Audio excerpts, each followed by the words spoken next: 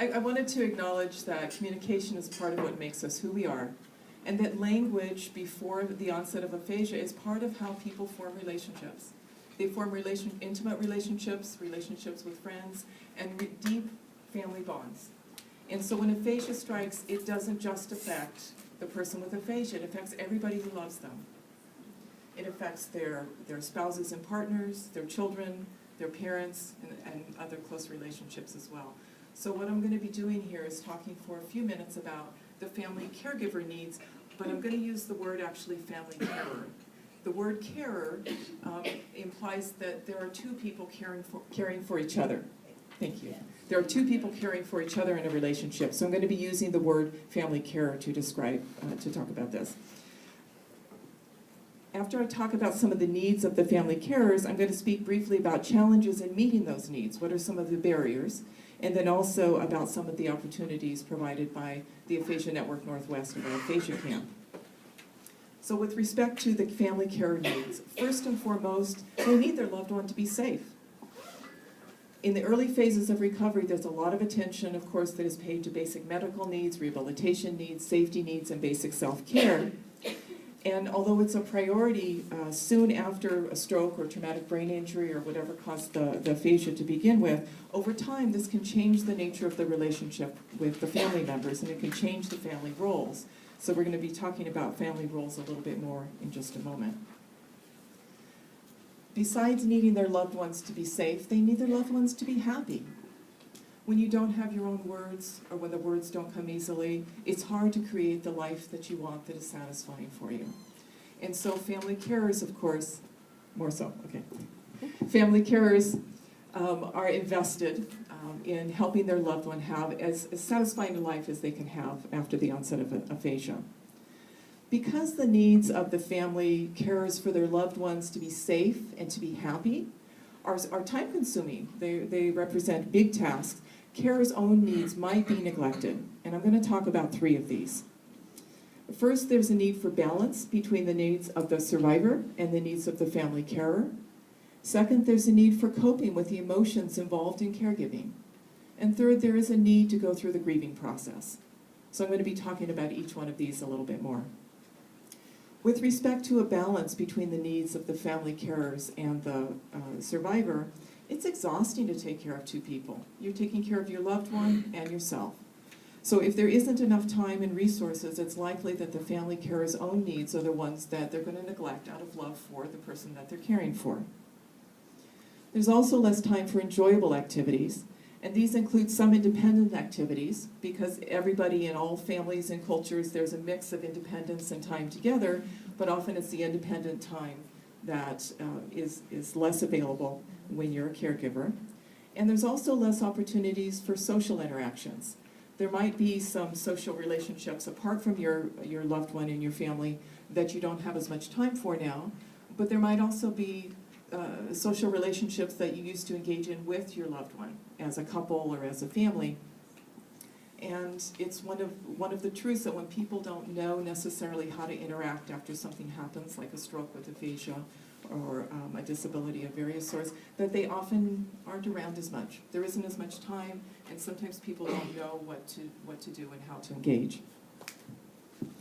Recreational activities also may be missing, and this includes not just things that the family carer might do on their own, but also things that they might do with their loved one, because there might be activities that people are used to engaging in together, and if there are mobility limitations for the person who has aphasia, it might be something that also the family carer gives up. Or if there's something where language is a large component, it might be something that if I can't do it with my loved one, I'm not going to do it. Even basic self-care activities like exercise and taking care of your own health can be things that family caregivers, family carers, do not engage in as much as they would have before. Another aspect with respect to balancing the needs is the need for a satisfying give and take in the relationship in a way that is similar to how the relationship was before. And if the survivor, if the person with aphasia is an adult, that person needs to have an adult relationship with, a give and take relationship with the family carer. So sometimes the roles get turned around a little bit there as well. It's often really hard for family carers to even ask for or know or seek the balance that they need. So they give of themselves willingly and neglect themselves willingly, but there is a cost over time. The second need for coping is that to cope with the emotions, or the second need that family carers have is the need to cope with the emotions that arise in caregiving. And even when caregiving is freely done and done with great love, it's hard. There's a lot of work to do. And sometimes you might be irritated or frustrated or impatient, and this is a natural part of caring for someone else. It's also really hard when you're trying to communicate with your loved one, sometimes in a hurry around a practical matter to get something done, sometimes around something that you're used to communicating at a deep level because you love each other and you're used to talking about things that matter. And even if you're the one who understands more than anybody else what your caregiver is trying to say, you might not always know what they're trying to say, and that hurts. So coping with the emotions that arise as a result of caregiving is something that family carers need to do. The third need is for family carers to go through the grieving process. And in the beginning, there's a lot to do. You're taking care of medical needs and rehabilitation needs, and so you put off the grieving process until, basically you're in shock at that point and you're just doing what you need to do. At some point, the grieving does need to be gone through because grief is a constructive process. It feels horrible. There's loss and despair, and when these are acknowledged, then the reconstruction can happen. Space has to be made in order for this grieving to take place, and often grieving happens with other people as well, and there might be isolation. So when somebody that we love passes away, we all get together naturally. In all cultures, there's a way to go through this grief together.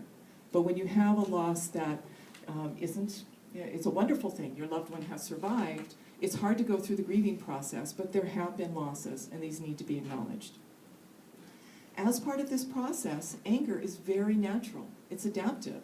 We're supposed to be angry when someone that we love is threatened, when a relationship we have with somebody is threatened, or when the life that we have had and we've spent some time building and we enjoy is threatened. So anger is very natural, and if you go through all of the grieving process, the loss and the despair, as well as the anger, whatever is appropriate for each individual in their case, the construction that can happen, which is reorganizing your sense of self. Who am I now? Yes, I'm a family carer, and who am I now? Because I'm also many other people.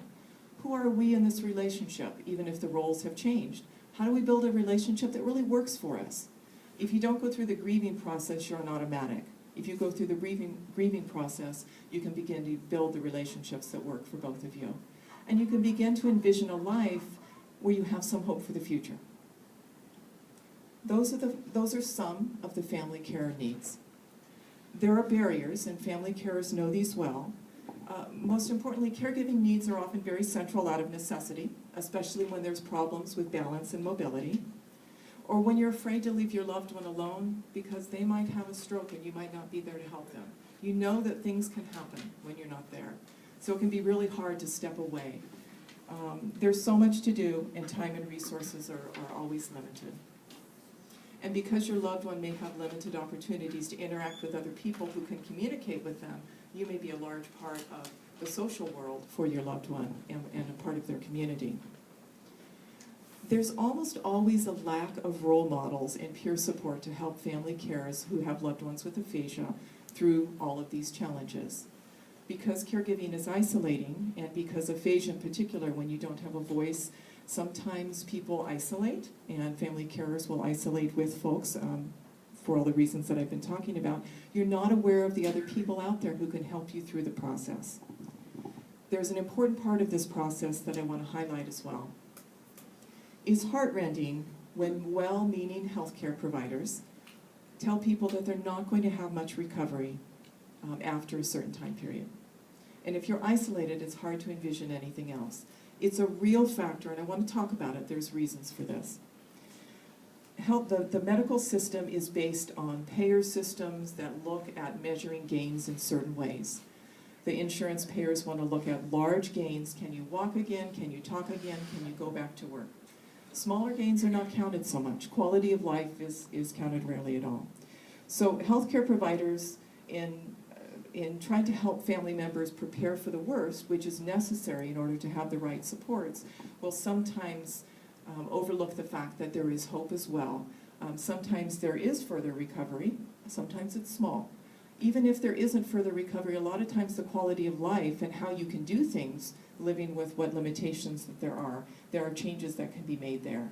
In isolation, it's a real barrier that family carers don't know to seek this out and to see people who are along different parts of the continuum.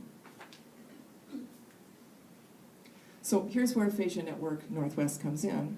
Aphasia Camp, for example, provides an emotionally and physically safe environment for survivors to interact and to communicate and participate and have fun doing it with healthcare providers and with providers in training who are enjoying this in a social setting, in a recreational setting. So with their loved ones safe, the family carers can enjoy some respite. And I don't think it's an accident that the family caregivers upstairs didn't come down so that we could start this presentation on time. They were enjoying the respite and enjoying the social interaction that they had with each other. And their loved ones down here were well taken care of. So it's a good thing.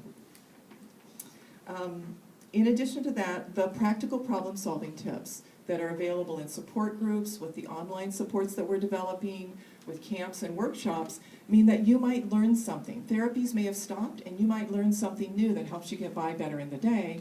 And the caregivers, the carers, might also learn something new about how to take a little bit more time for themselves or a little bit more care for themselves while still making sure that their loved ones are safe and well cared for. So there are strategies for that. There's also support for that. And sometimes the family carers challenge each other to take care of themselves as well. The family care groups also support healthy grieving. Because this is done better in a group, this is something that often people can process and get on with the constructive part of this by grieving with other people.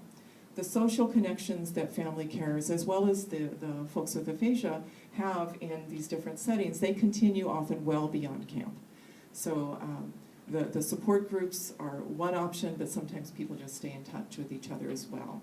So in all of these ways, these real-life examples, the support groups, the workshops, in the online forum, we're looking at noticing continued recovery, both physical and functional, along the continuum.